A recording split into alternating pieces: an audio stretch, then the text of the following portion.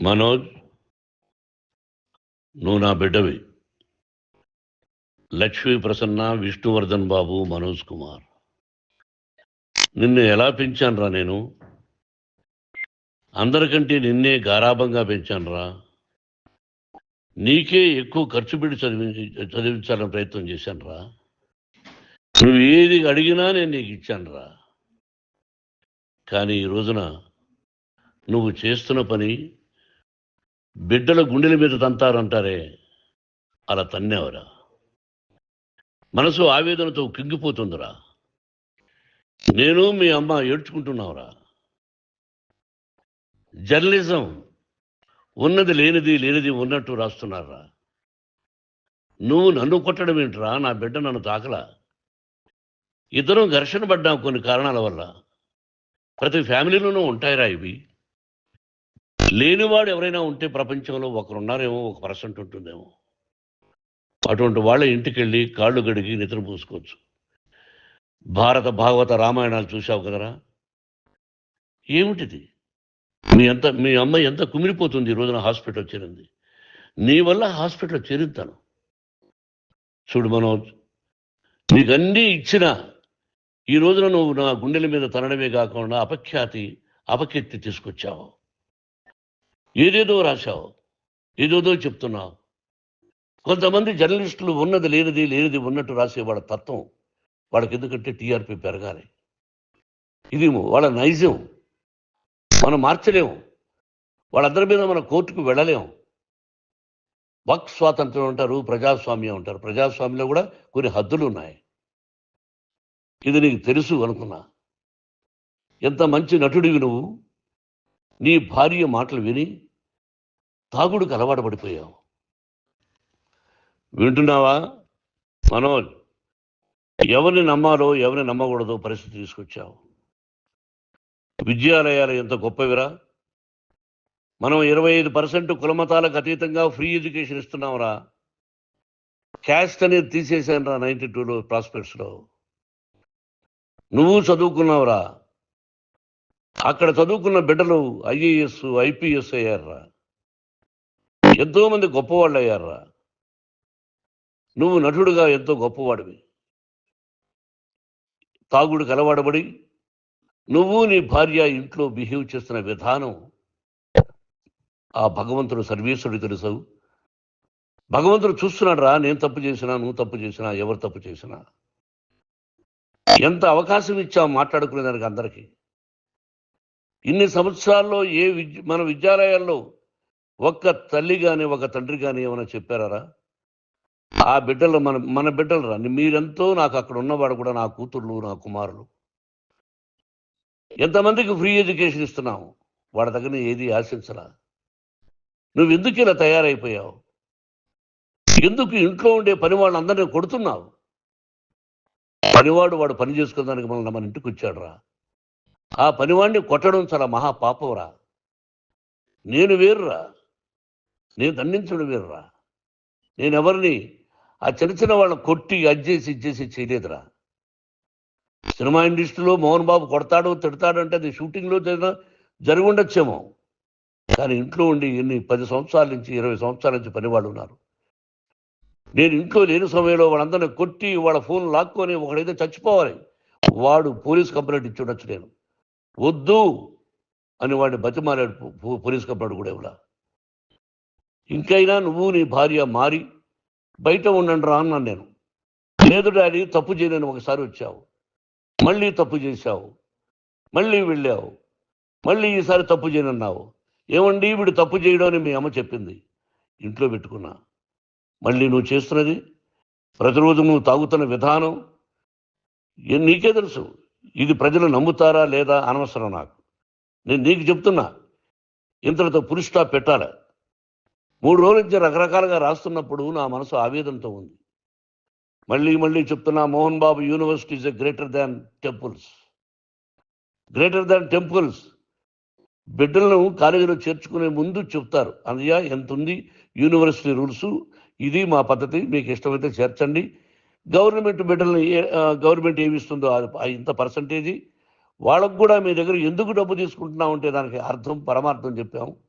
దొంగతనంగా తీసుకోలేదు, ప్రతిదానికి చెక్కులు ఉన్నాయి, అది అకౌంట్ ఉంది. దానిలో తప్పులు జరిగితే డిపార్ట్మెంట్ ఉంది. కాలేజీలో ఇంకేమైనా తప్పు జరిగితే గవర్నమెంట్ ఉంది. ఇవన్నీ నీకు తెలుసు. ఈ రోజున ప్రపంచంలో నేను నెంబర్ 1గా చేయాలని మీ అన్న కష్టపడి ఇతర దేశాల్లో నెంబర్ 1 యూనివర్సిటీ టైఅప్ చేశాడు.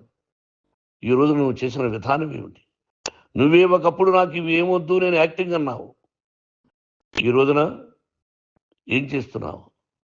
విద్యాలయాల మీద పడ్డావు. తల్లిదండ్రులు చాలా గొప్పవాళ్ళరా. కొంతమందికి డబ్బు కట్టలేకపోవచ్చు, కట్టని వాళ్ళకు కొంత సహాయం చేసాం. అంతా సహాయం చేయలేము. బ్యాంకుల్లో డబ్బు కట్టాలి, లెక్చరర్స్కి డబ్బులు ఇవ్వాలి, యూనివర్సిటీ బ్రహ్మాండంగా నడపాలంటే మంచి లెక్చరర్స్ కావాలి. ఇవన్నీ తెలిసి చేస్తున్నావురా 32, 33 సంవత్సరాల నుంచి. అది పక్కన పెడితే అందరినీ కొట్టడానికి వస్తావు.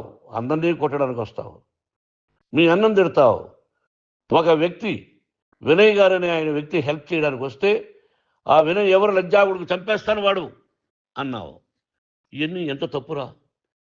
అంటే మీ నాన్నగారికి ఎవరు సహాయం చేయడానికి వస్తే వాళ్ళందరినీ లజ్జాగుడుకులు అంటావు, చంపేస్తానంటావు. మీ అన్నను చంపేస్తానన్నావు. చంపరా చూద్దాం మీ అన్న. నేనే అన్నా. తాకరా నీ ధైర్యం ఉంటే అన్నా.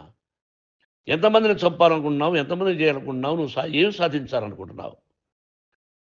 ఆలోచించుకో. ఈ ఇంట్లోకి అడుగు పెట్టడానికి నీకు అధికారం లేదు. ఇది నా కష్టార్జితం. మా నాన్నగారు 10 రూపాయలు 10 పైసలు కూడా ఇవ్వలేదురా. మంచి జన్మనిచ్చాడు మా నాన్నగారు. మద్రాసుకు వెళ్ళి వీధుల్లో అడుగు తిన్నాను రా. ఒక పూట కూడా భోజనం లేకుండా అడుగు తిన్నాను రా. న్యాయంగా మోహన్ బాబు తిడతాడు కొడతాడంటారు కానీ మోసగడనం లేదురా. నీట్ పార్లమెంటేరియన్గా బయట వచ్చాను రా. నువ్వు నా పరువు ప్రఖ్యాతులు మంట కలిపావు. ఏమిటి నేను చేసిన అన్యాయం? నీకు జన్మనిచ్చాను, అదా నేను చేసిన పాపం. అందుకే ఇది నా ఇల్లు అన్నావు. నువ్వు నీ ఇల్లు కాదు. నీ కష్టార్జితంతో నువ్వు సంపాదించుకున్న ఇల్లు నీది. ఇది నా డబ్బు, నా కష్టార్జితం. నా కష్టార్జితంలో నేను పిలిస్తేనే మీరు ఇంట్లోకి రావాలి. అటువంటిది పోగొట్టుకున్నావు నువ్వు. ఆస్తులు అంటావా? ముగ్గురికి సమానంగా రాయాలా లేదా అది నా ఇష్టం. ఆస్తులు ఇస్తానా, లేకపోతే గంగపాలు చేస్తానా, లేకపోతే ఎవరికైనా దానధర్మాలు చేస్తానా, అది నాకు సంబంధించిందిరా. నా కష్టార్జితం రా. మీరు చేస్తున్న విధానం గుణగణాలు కావాలరా. మందు తాగచ్చురా. ఎంత తాగాలి? నేను కూడా 1 or 2 పెగ్స్ తీసుకుంటా. ఇది తప్పు కాదు, జనానికి తెలియాలి. నా డబ్బు ఇది. తాగి ఎవరిని కొట్లా, తాగి నేను తింటున్నా. అది ప్రజలకు అక్కర్లా. నేను తప్పు చేస్తేనే ప్రజలకు కావాలా. ఇవన్నీ ఉన్నాయిరా. ఇవన్నీ తెలుసుకో. జర్నలిస్ట్ సోదరులారా, మీకు నా గతాన్ని తెలుసు, నా భవిష్యత్తు, నేను ఎక్కడి నుంచి వచ్చాను కూడా మీకు తెలుసు. ఈ రోజున మీరు రాస్తున్న విధానం, నా బిడ్డ నన్ను కొట్టాడన్నారు. ఎంత తప్పు! ఈ రోజున నా బిడ్డ మీద కోపంతో అవును చెప్పచ్చు. కాదు, వాడు నా మీద చెయ్యెత్తలేదు. నేను ఘర్షణ పడ్డాం. ఘర్షణ వేరు, కొట్టుకోవడం వేరు. గాయాలతో హాస్పిటల్కి వచ్చి కుంటుకుంటుగా నడిచాడు. మళ్ళీ ఏమని పోలీస్ స్టేషన్కి వెళ్ళి చెప్పాడు. ఎవరో 2 ఉన్నారు, వాళ్ళిద్దరూ నా మీద దాడి చేశారన్నాడు. నా ఇంట్లో పనిచేస్తున్న వ్యక్తుల గురించి పోలీస్ స్టేషన్కి వెళ్ళి చెప్పవలసిన అవసరం అతనికి లేదు, హక్కు లేదు. పోలీస్ డిపార్ట్మెంట్ కూడా తెలుసుకోవాల్సిన విషయం. నా ఇంట్లో ఉండే వర్కర్స్ మీద నేను కంప్లైంట్ ఇవ్వాలి. నువ్వు పర్మిషన్ లేకుండా నా ఇంట్లోకి నువ్వు చొరబడి ఇల్లు నాదంటూ ఇంట్లో పనిచేస్తున్న వర్కర్స్ మీద కంప్లైంట్ ఇచ్చావు. అది ఎంతవరకు పోలీసు న్యాయమో రూల్సో చూద్దాం.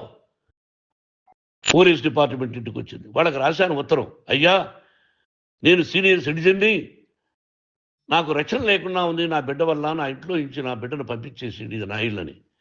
వాళ్ళు నాకు సమాధానం ఇవ్వలేదు. ఇవ్వకపోగా ఎవరిని పట్టించుకోలేదు.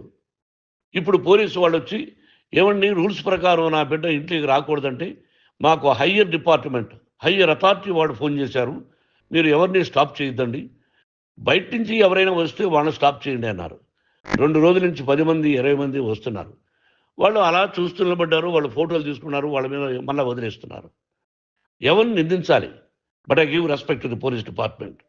వాళ్ళకి ఎవరు ఏ అధికారి ఫోన్ చేశాడో, ఆ అధికారికి ఏ పొలిటీషియన్ చేశాడో అది వాళ్ళకే వదిలేస్తున్నా. కాబట్టి వాళ్ళు పోలీస్ కంప్లైంట్ ఇచ్చినా కూడా మేము సంబంధం లేదని అంటున్నారు కాబట్టి నేను నా బిడ్డను నిన్ను నాపు చేస్తున్నా. నువ్వు ఇంట్లోకి వచ్చే అధికారం నీకు లేదు. నువ్వు వచ్చి నీ బిడ్డను తీసుకెళ్ళు. సంతోషం. నువ్వు రాలేదు, నీ బిడ్డను జాగ్రత్తగానే చూసుకుంటావు. Take care your daughter, that's all. మీ అమ్మ హాస్పిటల్లో అడ్మిట్ అయింది. రేపో ఎల్లుండో మీ అమ్మను పిలిపించి బాగైన తర్వాత ఇదిగో నువ్వు నీ కొడుకు బిడ్డను తీసుకెళ్ళి వాడికి అప్పచెప్పని చెప్తాను పోలీసు వాళ్ళ ఆధ్వర్యంలో. ఇది 100% జర్నలిస్టు సోదరులారా, పులి స్టాప్ పెట్టండి. మీకు కుటుంబాలు ఉన్నాయి, మీ యజమానులకు కుటుంబాలు ఉన్నాయి. మీ కుటుంబాల విషయాలు, మీ యజమానుల కుటుంబాల విషయాలు మేము ఎవరు జోక్యం చేసుకోవాలా. మేము నటీనటులం. మాది తప్పుంటే నటుడుగా నన్ను ఫెయిల్యూర్ అని రాయండి, నా నటన బాగలేకపోతే రాయండి. బట్ ఇంటి లోపల సందులో నుంచి చూస్తూ తప్పు చేస్తున్నామని ఉన్నది లేనిది ఉన్నట్టు రాయకండి. మీకు నా హృదయపూర్వక నమస్కారాలు. ఇన్ని రోజులు హృదయపూర్వకంగా ఎంకరేజ్మెంట్ చేశారు. ఆ ఎంకరేజ్మెంట్కు నమస్కారం చేసుకుంటూ I love you all. I love you police department. మీరు న్యాయంగా ధర్మంగా నడుచుకోండి, ఎవరికి తొత్తుల్లాగా ఉండొద్దండి అని మనవి చేసుకుంటూ నేను సెలవు తీసుకుంటాను. Thank you very much for all the journalist. ఇక్కడ పులి స్టాప్ పెట్టండి. Thank you very much.